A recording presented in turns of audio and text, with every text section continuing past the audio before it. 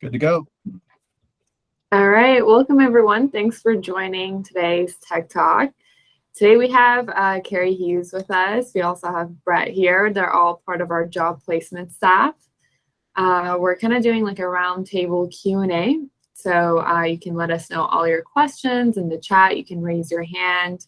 Cari's going to actually start off by just talking a little bit about the job placement course we have and what they do here at the Tech Academy. So thank you guys for joining us, and take it away. Thank you.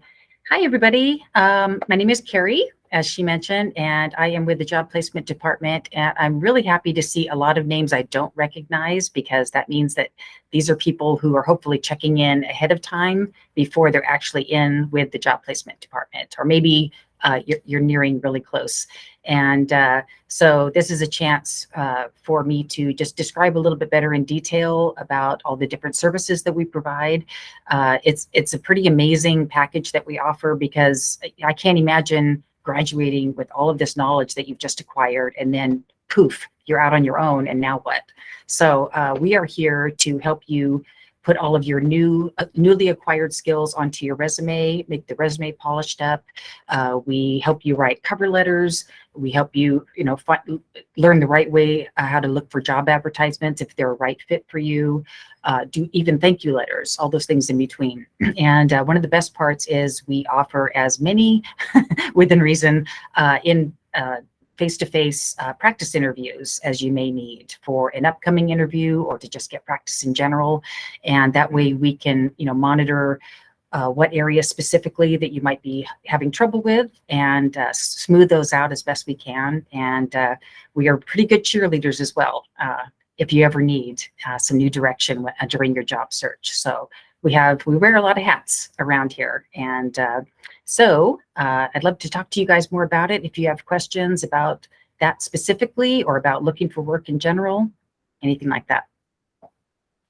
I wanted to mention really quick that we just got our 1,000, in fact, our 1,001st hire from our Tech Academy graduates, which is a huge deal for us. Yeah.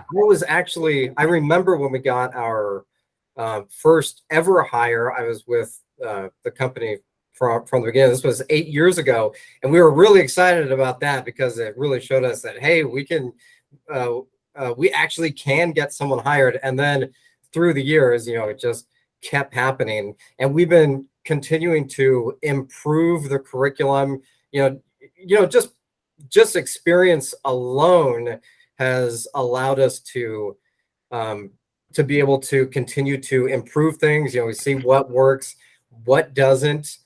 There's a few things that have just kind of always worked for us, which has been really helpful to the students. But yeah, making it to 1,000 hires is a really big milestone for us, and it really shows that that you can get a job absolutely if you follow the steps that are outlined. And one of the biggest hurdles that I've seen throughout the years from graduates is just that idea that they think that they're just underqualified. And man, I've seen so many of our students that have felt that way. And maybe it was true, at least for a lot of jobs. Yeah, you are underqualified. But almost always our students have what it takes to get a job. And most of them out there, most of the employers, yeah, maybe they think you're not qualified. Maybe they won't hire you. But there are employers out there that will absolutely take a chance and invest in you. And yeah, that's really one of the hurdles. And if you can really just tell yourself that there is a spot out there for you, and that you continue going, you're going to find something. So I want to let you all know that. I've I say the same thing to our students, so I sound like a broken record a lot, but yeah, it's absolutely the case that you keep on pushing through and follow the guidance that we give, and you're going to find something. Thanks, Brett. Yeah. Can you talk a little bit about when you get a new student that comes in and they just finished job placement course, just graduated? What kind of things do you guys do to help build their confidence to go out and start looking for work?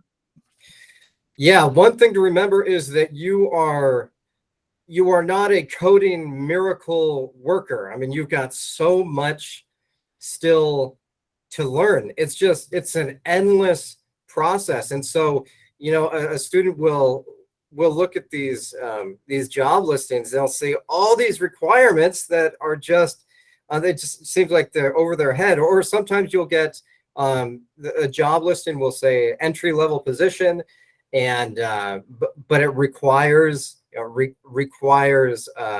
3 to 5 years experience, and it's just absolutely ridiculous. Though there should never be that should never be required for an entry level position. Often those what's listed there are just thrown in there by people it may not even be the company itself that's listing those requirements. And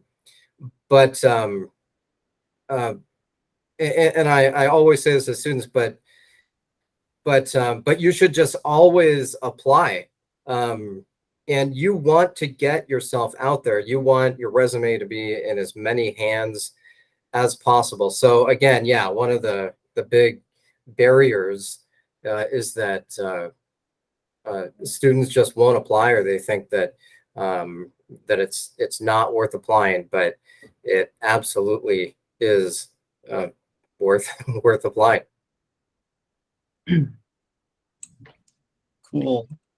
And I think a lot of people wonder if there are tricks of the trade, are there secret weapons or ways to get around certain systems and get your resume into the right hands. And there are definitely methods that we are ourselves learning. I know I can say for myself, and different computer systems that you have to be more knowledgeable of and work around with your resume, and certain ways of presenting yourself that are more effective than others. And so there are a lot of very helpful skills and tools that we can help you with that are kind of those behind the scenes, the kind of subtle things that will really help you put in the right perspective, in the right spotlight.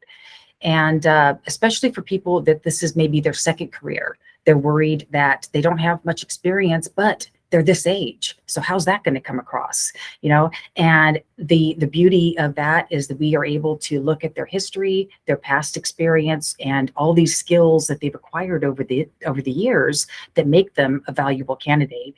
And then we can combine their personal skills, their past education and knowledge with their newly acquired skills that they've learned through the tech school, and put that all together. And now this is their new package. So not worrying so much that they're trying to, piecemeal themselves and be presentable.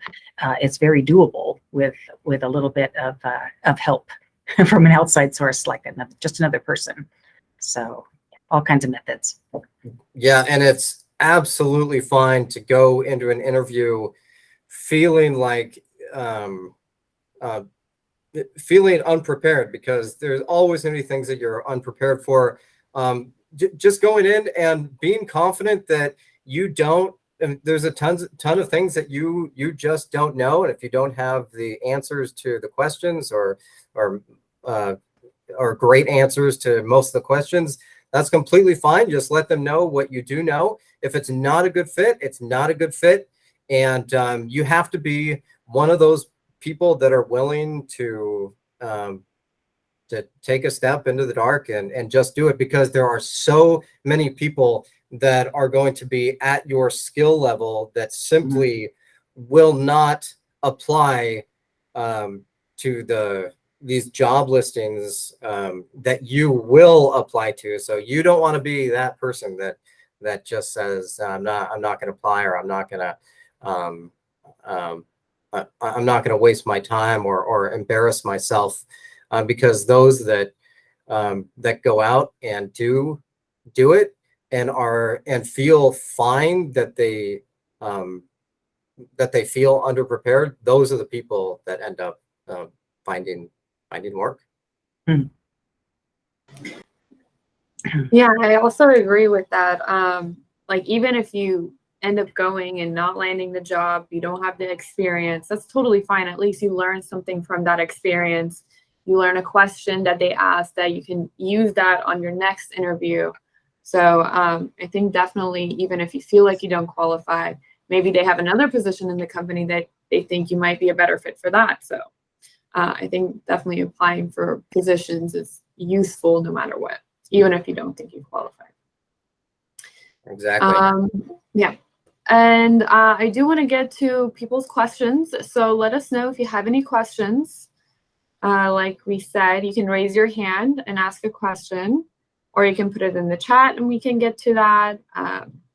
So let us know. If you don't have any questions yet, I just want to ask the job placement staff, what are some of the questions you guys are faced a lot with? I know that a lot of our students are always asking for your help, and you guys are always very helpful. So what are some of the most popular questions that you guys get asked? No, I'm glad you mentioned that. Actually, I wanted to say, if there are questions that you're just, totally confused on and it just doesn't make sense, I mean, just give us a quick call, especially if you got like a mixed message from a company, or you applied, everything sounded great, and then they disappeared. All kinds of strange things can happen. And probably one of us in the office has either experienced it or has talked to someone who's been through the experience that you're going through, and can definitely be a help to you. So don't feel shy about, giving us a quick call and running an idea past us. So just want to throw that out real quick. One question that I'm asked quite a bit is what you should do to prepare for an interview, specifically technical interview, and sometimes even for coding assessments, because these days we get quite these potential employers quite often will send you a some kind of coding assessment. Sometimes this will be before they even talk to you. Other times they may do maybe a quick phone screen with you. But either way, they'll often send you a coding assessment. Some students do fine. Other students say that they did terrible. They weren't even they feel like they just bombed it. That happens sometimes. but either way, they ask what they can do to prepare. And the one thing I always say is projects more than anything. If you could find a project to work on, that's going to go a long way.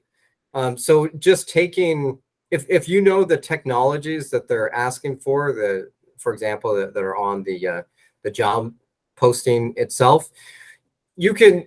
It's as simple as going to YouTube, finding a tutorial that lists at least some of those technologies there for the project, and follow along on the tutorial.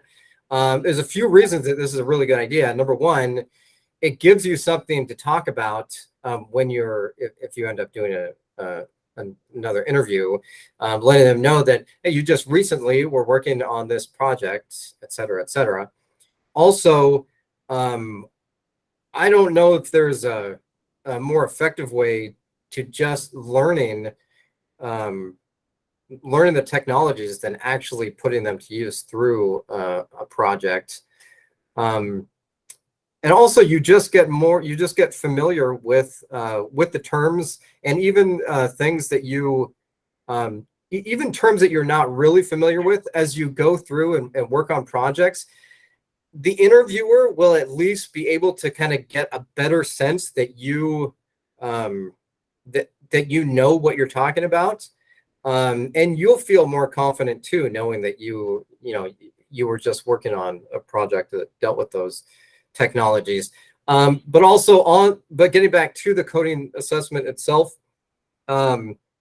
yeah, still working through a project is going to get you, in my experience, going to get you where you want to be quicker than otherwise. That's not to say that you can't review coding terms and trying to work on just a broad overview of certain skills and technologies, but yeah, but above everything, and that's once you get to that point. Obviously, right now, you could be anywhere in along the anywhere in the program, so it may not be appropriate at the moment to work on a project. Of course, you should just work on what you're the current step that you're on. But as far as when you get to a coding assessment, for example, and you need something to you need to brush up on your skills, then projects all the way.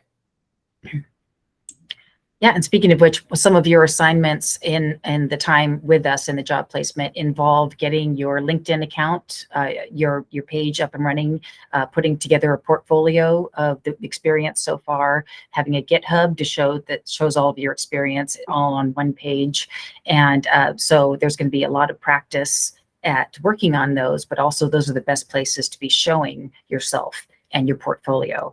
And, it just goes back to any kind of interview. You can say that you have attention to detail or that you're great with people, but if you don't have something to back it up, it's just a statement. And so if you have these projects and portfolios together that say, boom, here's what I've done, either showing that you have the capacity or the ability to learn, it will make a very good impression.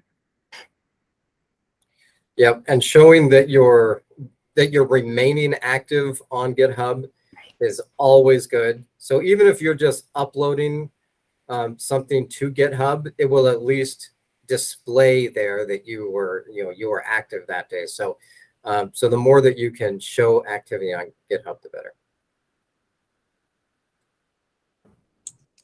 No, cool. And what would you when somebody comes in and says, okay, hey, listen, I've got a job interview on Monday and we're doing a technical interview, I need some practice for it. Kind of what steps do you take a student through for that interview? We go through a lot of what we do is just go through coding terms. Now we don't, neither Cari nor I are experts in software development. I have some experience, but really it's about getting you in that type of environment and just being able to answer questions. So again, it's fine if you don't have the answer to the questions. It's really about getting you into that environment. But as far as but as far as what we cover, a lot of it is just kind of technical terms. We'll ask you to kind of define in your own words. Sometimes for me, we'll do very basic whiteboard type of questions. So maybe asking you to walk me through how you would solve a function. I'll do that pretty often. So that's mainly what you would get for a mock interview. And I think the reason that being able to take advantage of doing practice interviews with us is we can throw all kinds of questions at you. It can be both personal, soft skills. It could do more of the technical and the hard skills. But a big part of getting ready for an interview is how to present yourself and how to talk and how to explain, do you actually know what you're talking about? And so we get through that, how would you describe something? What do these letters stand for? And getting you used to, you've already read it, you've practiced it in your classes and you passed all the tests, but you never talked about it. So an interview, now suddenly you have to put it into a sentence. And so that's what we're here for, is to just kind of get you to switch gears a little bit and now being able to describe what you know how to do and make a good impression that way. And that helps take out so much of the nervousness when a person now knows, okay, now I can talk about it because I had some practice behind me. So we definitely recommend, if you get a chance to down the road, do some practice sessions with us and to get you ready. Yeah, and keeping it a conversation, or Yeah. practice keeping it a conversation, is a great way to go. Instead of making it feel like it's an interrogation, you're answering these questions. I mean, and you can make it a conversation by, the questions that you don't know, where I would say, I'm not familiar with that, and I ask them to help me out, and but yeah, trying to keep it a conversation instead of interrogation is the way that you want to go. Mm-hmm. Well, I think it's pretty great that students that come to our boot camps, they go through really good comprehensive training and get the skills they need to be able to find their first job. But then they have the 3 months with you guys for helping them, supporting them through their job search, where, if a student has a question about an interview or, applying for a job, they can just call you up and you give them, really good support and really good advice for them. I think that's pretty crucial. I mean, most schools don't offer that much, and it's a definite bonus with the Tech Academy. I agree. And it's just, I was so happy to hear, just the service that we offer. And the nice thing for us too is, after a while, when we've done more than one with a person, we get to know their personality a little bit. We've talked about what maybe they're worried about or what they'd like to work more on. And after a while, we're able to know that, you've got a really strong skill in this. When you talk about this, you sound this way. We can give them tons of feedback and really say, you really, highlight this more and make sure you do this, and you're going to come across great. And just kind of turning the person into this just package, that they're comfortable presenting. Because you are selling yourself when you come walk into that interview, and the more confident you can be of what you're presenting, the better. So that's what we're here for. No, that's good stuff. Just to let everyone know, if you have a question, you can definitely put it in the chat, or you can raise your hand and we'll unmute your mic and you can ask your question. Our job placement team would be happy to answer any questions that you have. Another question I have is, how do you handle the dreaded rejection? So students got a job they want, they've applied for it, they went through the interviews, didn't get the job. And then they come back to you and say, hey, I really wanted this job. I'm kind of feeling down. Well, how do you handle that? Yeah, you have to try to handle that before the rejection comes. I've got I've got kids. When they were a little younger, I remember I'd take them to the park, and when it was time to go home, they didn't always want to go home, and it would kind of be a struggle to try to get them home. But what I found out was that when I would prepare them beforehand, and we would go over what that when it was time to go home, here's what I was going to do, and I really got them prepared for it. It was so much easier. And so so I can relate this to this situation, and that you just have to be aware that you're going to find rejection, or at least most people are going to see some rejection. And sometimes the rejection is really not going to feel good. Some people get really down. Some people, you really thought you were going to get this job and it was absolutely perfect.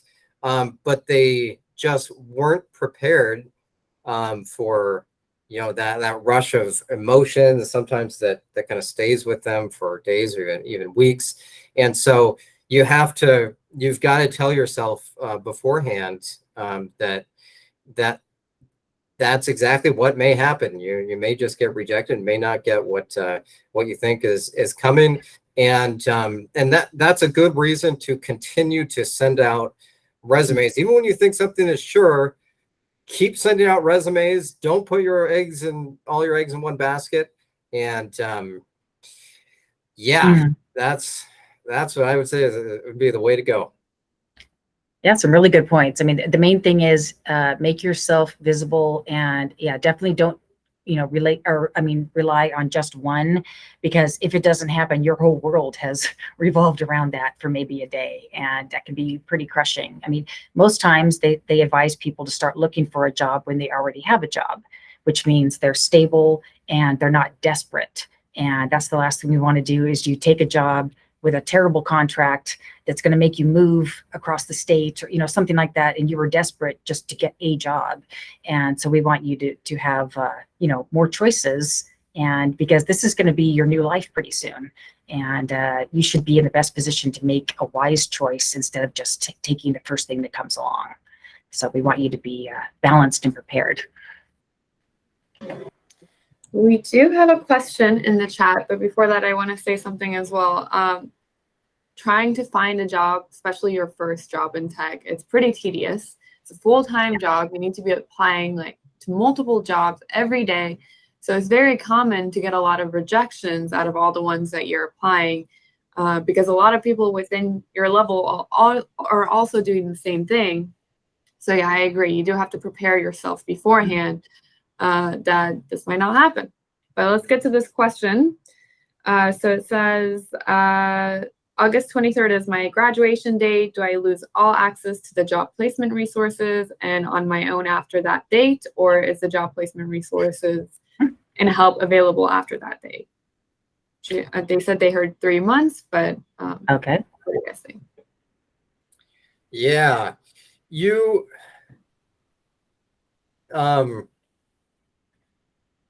there was some I even kind of had a question about this. So I would say don't quote me on it, but as far as I'm aware, and this is how how it's always been in the past, that we continue to help you out for really as long as you need us to help. So I wouldn't be concerned about that, whether or not you're just going to be left stranded. We've never done that before. And so put simply, we'll be helping you out. We'll continue to help you out, and the best that we can. As far as the technicality goes, for whether or not you're going to have continued access, that you'd need to contact us or admissions specifically about your case, and we'll see what we can work out. Yeah, every situation's a little different. Yeah, we always support our students way past graduation. Yeah, forever. Well, our goal is to get the students hired, not just get them graduated. We want the people to succeed. So that's our passion, is helping you as best we can to find the right position, not just get you graduated.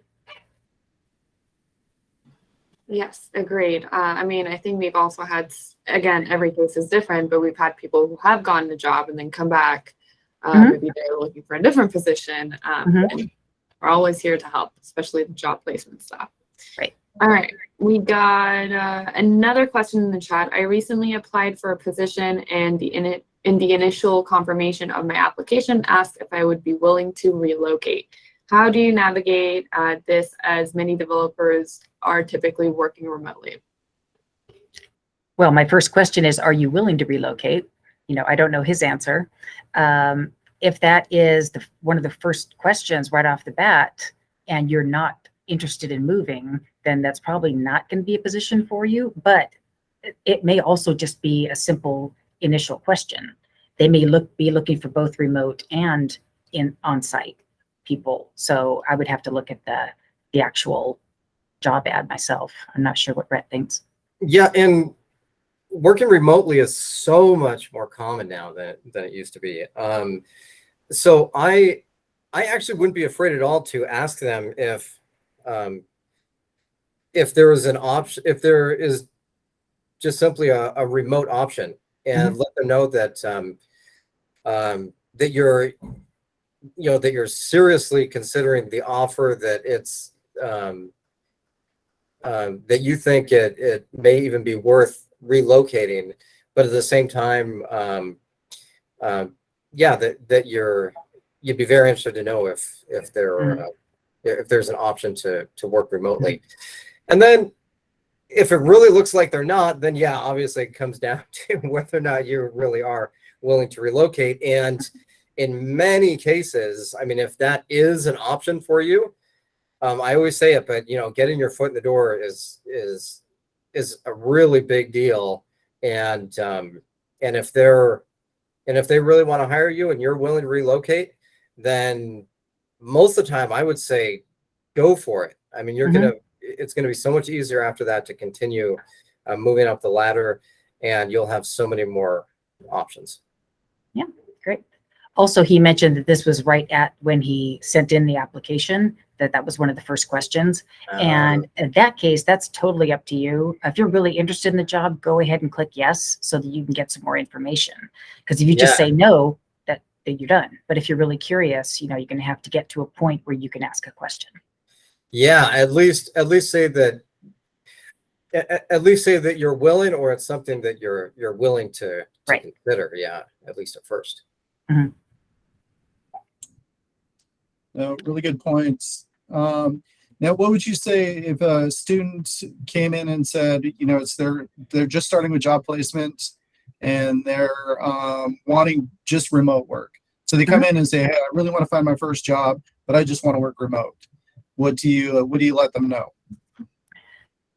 I first ask them why, because I know a lot of people, especially the last couple of years, remote sounds like the ideal, and it can be, but I would not want to be a brand new person in a brand new field and try to work from home and hope that somebody answers the phone when I get stuck, and hope that I can keep myself motivated, and all those kind of things. I would want to be enriched in an environment of people that were ahead of me and supporting me, and that I was learning. But I know that remote, for people who live in a very small town and there's nothing available but remote, that's going to be the way to go if they're not able to move. And so then we talk about what's going to make for a really good remote position. What are the qualifications that you need? And you really want to make sure that they know what they're getting into. And then we've got tons of resources for job searches, and we've also got freelance websites where people can find their own personal work as well. So we've got lots of options. Yeah, exactly. I agree 100%. And I'll just add that,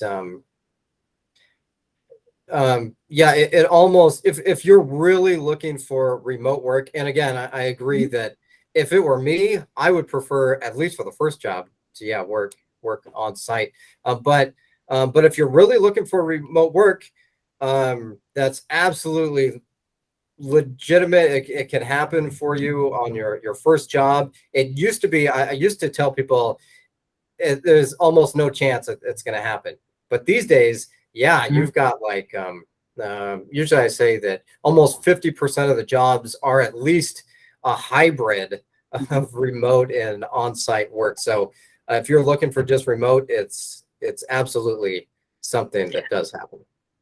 Especially right now. Maybe a year from now, it won't be as easy, but people are still arguing about, what they prefer, and hybrid and remote is still very much in favor. So we definitely recommend that. And we've got a lot of people that this may be their new career, their second career, and they've already worked at home. They've already run their own business. They're very used to working remote. So great, they can keep doing that and maybe even do both jobs at the same time.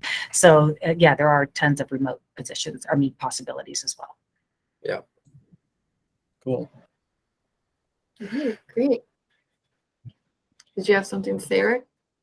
No, there's just another question from Tehran. All right.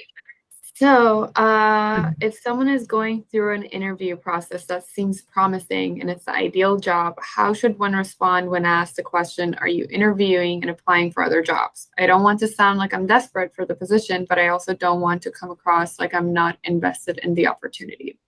Mm-hmm. Yeah, I would be honest with them and say that yeah, you're continuing to interview actively, and just let them know how interested you are and enthusiastic you are about their company. And but as far as whether or not you should let them know, I would say absolutely. And the fact is, you've already put applications out. It was 2 or 3 weeks ago that you put out your application to this job. So now you're talking to them. Of course, you have other jobs, in the works out there. I mean, there's nothing wrong with having other things going on. It doesn't mean that you're actively salary negotiating with 3 different companies and you're putting everybody down to the wire. It just means that, yes, I have been looking, but the reason I'm really interested in you specifically are these reasons. And then you bring it around to, yeah, I am, that's true, but I want to be with you. And it's not really a problem. Yeah.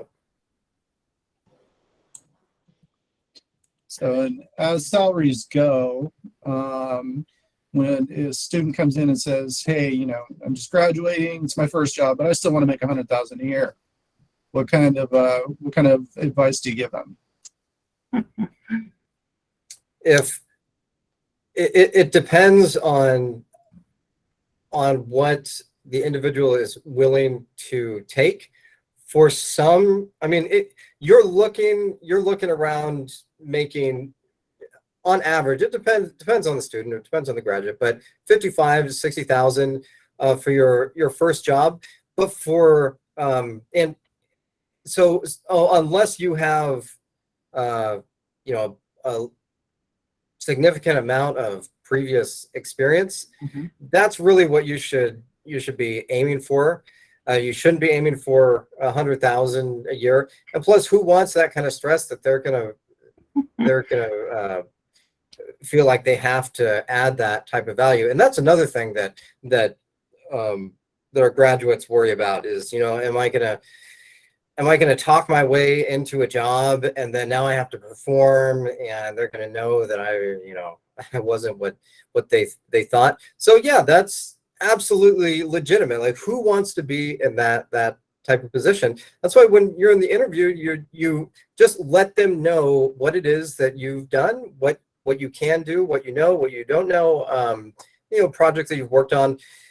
You don't have to try to oversell yourself, just sell yourself well, and be the kind of person that they believe that they can really invest in, that's going to bring them value in the long run. But for a lot of people, I actually, I'm on board for if they're offered something for as low as like 40,000. Of course, it always depends on their situation. Maybe they just can't afford to live on that. But if you can afford something like that and it looks like a great opportunity, often I'll recommend that student or that graduate take that job, because again, it's going to get you on the first rung of the ladder and it's going to be so much easier to move up from there. But again, it depends on your situation, and we'll always be able to talk to you and consult you on that. Also, I know that there are some incredible salaries that programmers make, and they're all over the board, and there are so many different levels. Most people getting out of school and graduating with a certificate would not be expecting to make a ton of money right off the bat. They're going to expect to get a beginner's job or even a minimum wage job, and start working their way up. they don't expect to be handed a corner office. And so I hope, that people don't go into this job thinking this is going to be the fastest way to make money. It is much faster than a lot of occupations, don't get me wrong, but just be realistic as to what are your real needs in life, where is your education level, and how young are you, and how much time do you have to learn and grow and get up to that $100,000 level. So don't be too anxious. Great. And then we have another question. So would a supervisor / manager experience at a call center be at all relevant for an entry-level software developer job? What supervisor leadership skills would be relevant? Yeah, for a call center, I guess it depends what you're dealing with, specifically the call center. I mean, if it were a technical support role, something like that, then yeah, that's great experience. That's gonna be significant. It looks like it's in sales. Mm-hmm. Yeah, so if it's like something in sales, you still that's still significant. I mean, and yeah, because you'll still be able to sell yourself as someone that communicates with others, someone that has had to communicate with others, even de-escalate situations, being able to, there's so many different ways to, I don't want to say spin things, but to show yourself as someone that is an effective part of a team. And so almost any job that you have, you can, you'll be able to extract different things that you learned and make it a positive for the person that you're interviewing with. So any experience that you have, even call center work, yeah, and you should also add it to your resume. A lot of people think that if it's not tech related, you shouldn't put it on your resume. But anything within the last 5-10 years, you should put down there and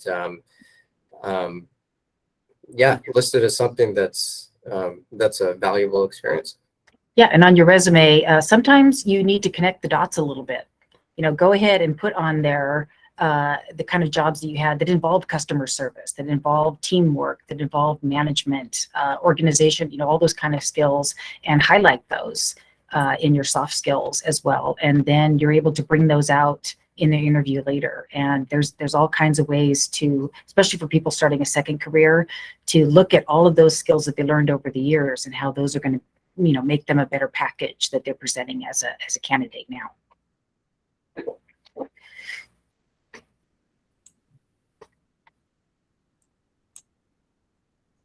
Yeah, we have had actually, we've had a couple students that were in sales, they were in software sales, and they actually took our program so they'd be able to know what they're talking about with their sales. Mm-hmm. So they wanted to stay in sales, but they got a real big salary increase because they had the technical knowledge and were able to pitch their sales with the tech knowledge.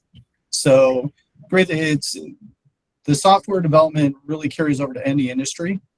So whatever industry you're in, you can tie that in with coding and software development and make a really good career of it.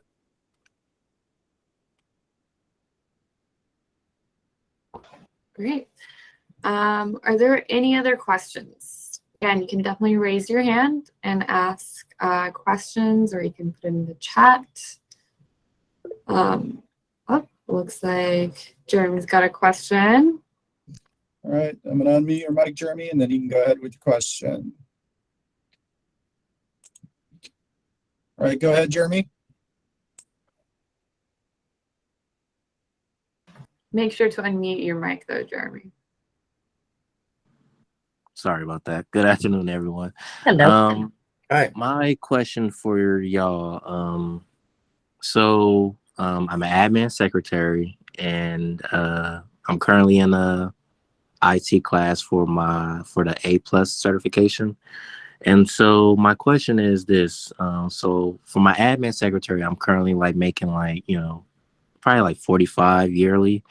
So if I was to like, start, applying for positions now as for, IT, or once I get my certification after I'm done with the class, if they're like, are we able or willing to like, negotiate, like salary? Like you said earlier, I'm not trying to, make the big bucks or make the six-figure salary yet.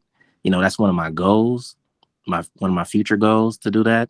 But I understand that, we have to start off small and start off in, entry level positions. And I get that. And, I'm not greedy. And so my question is, for me, who's currently making like 45, probably be making like 46, 47 in the, once the fiscal year starts in September. My question is, if I go for a position and the IT position is like, 44 or 45, would I be able to be like, I'm currently making like, like 47, like, can y'all match that offer? Like, is that possible? Or would they just look at it as he's being greedy? He doesn't like the amount that we're offering now, so we're not going to give him the position. Like, is that possible to like be like, hey, my current position, like everyone, we have bills, we have, all the stuff we got to take care of at home. And it's like, I don't want to, I'm grateful for the opportunity that if they offer me the position, but I also, also My have to think temptation about, would be to say that since here's where I'm at, can you match it? I mean, you're not Okay. making up a number. You're just like, you're not negotiating. You're not trying to lowball them like at a garage sale. You're like, here's where I'm at. In order for me to go from what I'm doing now, that I'm comfortable with, to come over to you, can you match that? That would be great. And, but you're not making up a number, like I mentioned a minute ago. Okay, cool. Thank And you. then they have the ball in their court, and they can go, you know what, we appreciate that, but our budget only allows for this, or whatever they come back with. But if you don't say it, then they're not going to offer it to you. Okay. Thank you. Thanks, Jeremy. Game development. Yes. Yeah, we talked So- about that on Wednesday. Yeah, so any specific info to game dev work, entry-level positions seem sparse, at least on typical job boards. Yeah, finding an entry level game dev position is difficult, but it still absolutely can be done. We've seen it done a number of times. It's always good to just continue sending out resumes, but for job listings. But in addition to that, I mean, there's so much to say for the effectiveness of networking. Now you can do that. I know that it's on the we've mentioned on the program, but through meetups, anything you can find with meetups is a great way to go. But also using LinkedIn is a very effective tool. Being able to find different gaming companies, first just in the area, if there are if there is anything in the area, can try to connect with them through LinkedIn. Try to connect with the employees of those companies. So it can be it can be any of the employees. It can be a programmer. It can be a project manager. It could be someone in HR or all the above, and be active on LinkedIn. Make comments, like posts, and just kind of be in the conversation. The more that you can get yourself involved in even just little conversations, I mean, part of the community, that's what you're going to want to do. People want to hire others that they have some relationship with, even if it's just somewhat of an acquaintance. But then once you do make you make some comments and things, you can reach out. You can start reaching out directly to these people through just direct messages, letting them know what it is that you're trying to do. And again, just letting people know, or getting your information into as many hands and as many ears as possible is the way to go. So yeah, so networking is a significant role. Making yourself more of a real person, either visually or through an introduction from another person. It just makes you a real commodity instead of just a name on a piece of paper, and it will do wonders. It's we're learning more social psychology as we do this job. Jeremy, we'll get to your question in just a moment. Do you want to go ahead with Dominique's question, Regina? To wait to follow up. I'm not sure if that was Jeremy or Tyrion, but we'll get to that in a sec. Okay. So how long would you wait to follow up on positions you've applied for but haven't heard any response from? How would you go about getting in contact with someone in the company? Yeah, for the company, I would do kind of like what I mentioned before. Try to reach out to them through LinkedIn, connect with them, send them a message. I would say that's probably the best way to go. Sometimes you can find other contact information through their main site, and maybe maybe a little more difficult. But yeah, LinkedIn I would say is the first way to go. What was the How other long? question? How long would you wait to follow up? Oh yeah.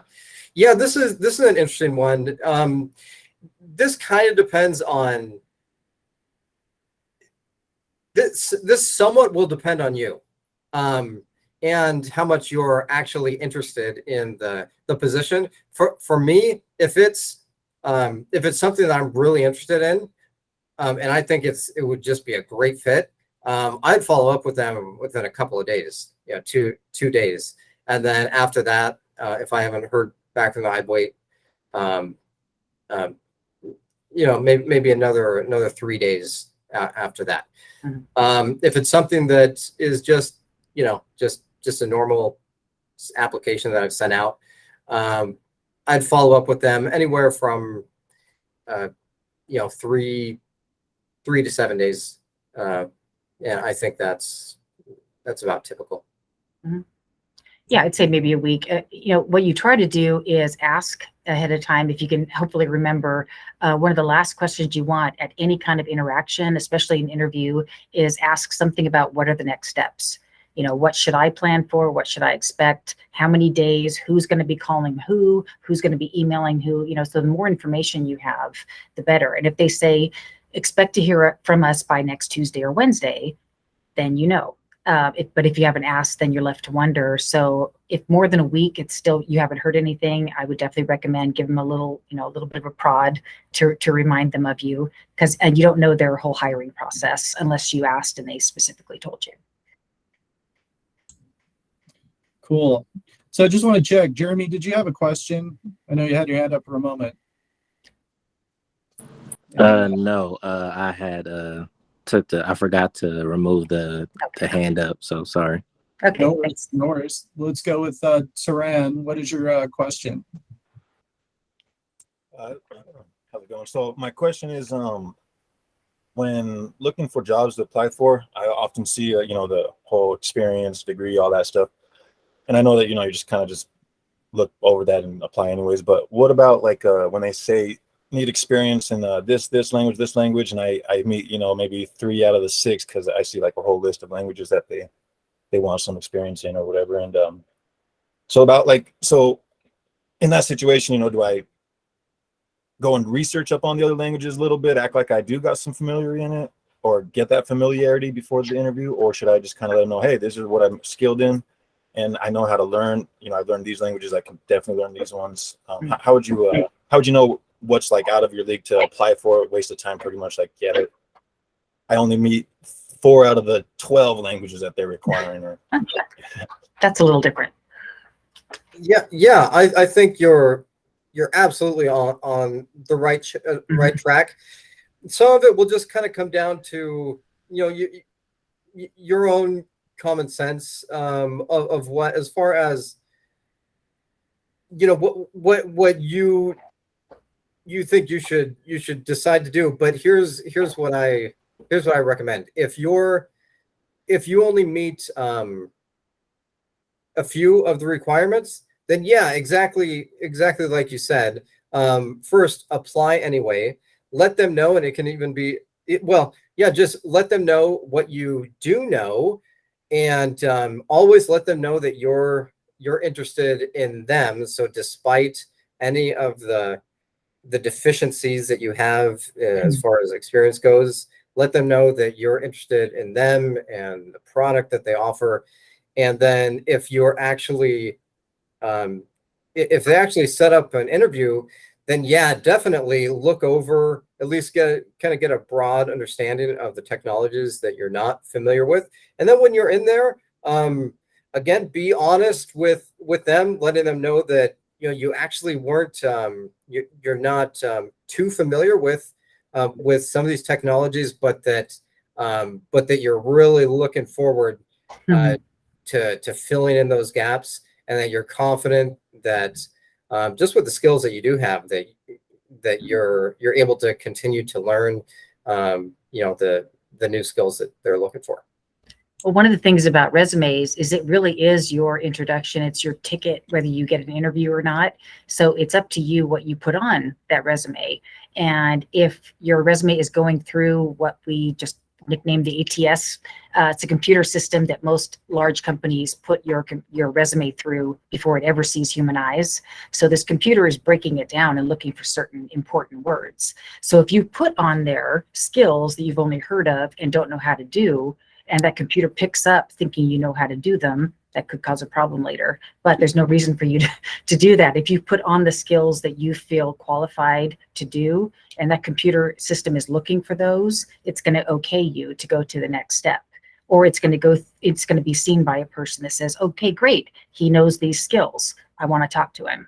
And so, as long as your resume isn't overqualifying you for what you can't perform, then I wouldn't worry too much about that. Yeah, and Tehran, I'd rest easy. I promise you're not going to find a company looking for 12 languages. It's not. And there's interchangeable languages too. So if you're smart enough to know, well, I don't know that one, but this one works just as well, then that's workable as well. Yeah, most companies are like 2 or 3 languages, and that's mainly what they use. Looks like Jeremy, you have a question. Go ahead with the question, Jeremy. Yeah, well, I'm happy that we're on this topic because I'm on LinkedIn and I've been following like a couple like people on that deal with technology, or or follow like a bunch of like Career Karma and some other stuff. And one of the little posts that they had said was like saying I don't know if it was like, I don't know if they were joking or if they were serious, but they were saying like it's okay to lie on your resume a little bit in order to get like the the interview or whatever. So is it like, so even if with me, I'm not really tech savvy, but I'm learning this stuff and I'm trying to learn this stuff and trying to get the hang of this new technology. The only thing I know about like really technology is like start my PlayStation, trying to see what's the issues, starting the computer, restarting and all that. But I'm starting to learn a whole lot of stuff. So is it okay to like, fib a little on your resume? And then, like you said, once we get into the interview, or if we're selected for the interview, are we able to be like, okay, I don't really know a whole lot, but I know that, A, B, and C equals D and blah, blah, blah. I would recommend, if you're going to do a cover letter, go ahead and be your personal self and play to their sense of humor a little bit.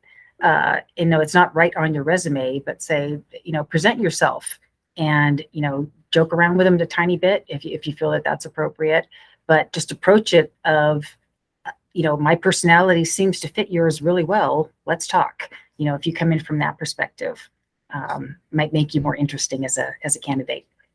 Yeah, I would never recommend putting something in your Not lying, resume though. that you don't. Yeah, that you actually don't. A skill that you really don't have. That being said, if you have, there's a kind of debate on what you should or shouldn't put down depending on how familiar you are with a skill. If you have at least some the fundamentals down of a certain skill, then I would say put it on your resume. And if and when you get into an interview, you'll just, like I always say, you just kind of have to be honest with them, saying, here's you don't have a ton of experience with this skill, but you do have you do have a base or a fundamental grasp of it. You've maybe even used it a little bit for a small project that you worked on. So I think that's completely fine. In fact, I even recommend doing that. Because again, you're right. A lot of it does have to do with actually getting you in there and being able to display your personality to them, because that's going to be a big part of it. But as far as just putting things on that, just to get in the interview, that I wouldn't recommend. No, that'll just get you into trouble and it's wasting time. Good advice. Yeah, I do agree. I think it's a hard question though to answer, because some people do have imposter syndrome, especially if you're new to this field. It's very common in the tech field. And if you feel like you don't know the information, but it's just your imposter syndrome talking, that's like different. If you actually have taken like courses, you've done projects, even if you feel like you're not a pro at it, you should still obviously list it, like Brett said, because you're technically never going to be a pro until like a few years down the road anyway. So don't let your imposter syndrome get in the way, of course, but again, don't lie if you've never even heard of that language or whatever skill set it is. All right, so this is pretty much the end of the talk. We're at the 1 hour mark. Let us know if you have any questions. I can leave my email here and we'll get back to you. But thank you guys for being here. Also, this is being recorded and we're going to post it to our YouTube channel later today.